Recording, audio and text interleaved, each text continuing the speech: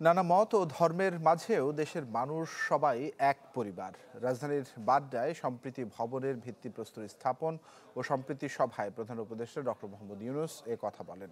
আন্তর্জাতিক বৌদ্ধবিহার সাম্প্রদায়িক সম্প্রীতির অন্যতম নিদর্শন হবে এমন প্রত্যাশা প্রধান উপদেষ্টার।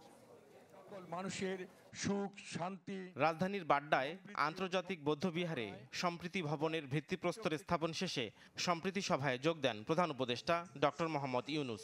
শুরুতেই চট্টগ্রামের আঞ্চলিক ভাষায় শুভেচ্ছা বিনিময় করেন প্রধান উপদেষ্টা।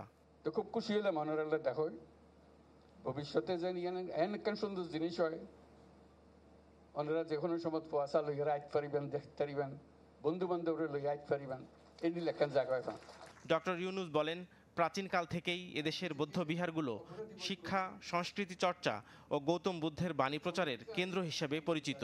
এ সময় গৌতম বুদ্ধের অহিংস বাণী উল্লেখ করেন প্রধান উপদেষ্টা।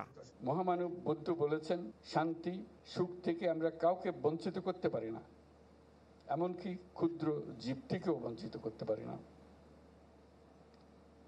এদেশের বৌদ্ধ পণ্ডিত অতীশ দীপঙ্কর বিশ্ববরণ্য এক মহাপণ্ডিত। মহামানব বুদ্ধের বাণী তিনি বহন করে দিয়েছিলেন সেই মহাচীনের তিব্বতে।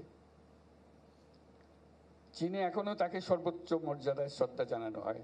বলেন, নানা পথ ও ধর্মের মাঝেও এদেশের মানুষ এক পরিবার। বাংলা নববর্ষ এই সম্প্রীতির অন্যতম নিদর্শন বলেও মন্তব্য করেন প্রধান উপদেষ্টা।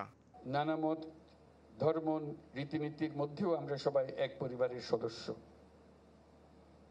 এদেশের হিন্দু, মুসলমান, বৌদ্ধ, খ্রিস্টান, পাহাড় ও সমতলের বিভিন্ন সম্প্রদায় ও জনগোষ্ঠী সব মিলিয়ে এদেশের মানুষের বিচিত্র ভাষা, সংস্কৃতি, ঐতিহ্য। আমাদের সম্প্রীতি ও মানবিক মূল্যবোধের জয় হোক, বিশ্বে শান্তি বিরাজ করুক। অনুষ্ঠানে সবাইকে নববর্ষের আগাম শুভেচ্ছা জানান প্রধান উপদেষ্টা। নিজেদের মতো করে পহেলা বৈশাখ পালনের আহ্বান জানান। প্রত্যেকে নিজ নিজ উপায়ে নিজেদের রীতি অনুযায়ী আগামীকালকে উদযাপন করব। আমরা সবাই সার্বজনীন এই উৎসবে অংশ নেব। সবাইকে আবারও সালাম ও নববর্ষের অগ্রিম শুভেচ্ছা জানাচ্ছি। শুভ নববর্ষ। মহান আল্লাহ আমাদের সহায় হন। নাফিউল ইসলাম লিংকন, চ্যানেল 24, ঢাকা। ঢালাইয়ের সেরা প্রিমিয়ার সিমেন্ট।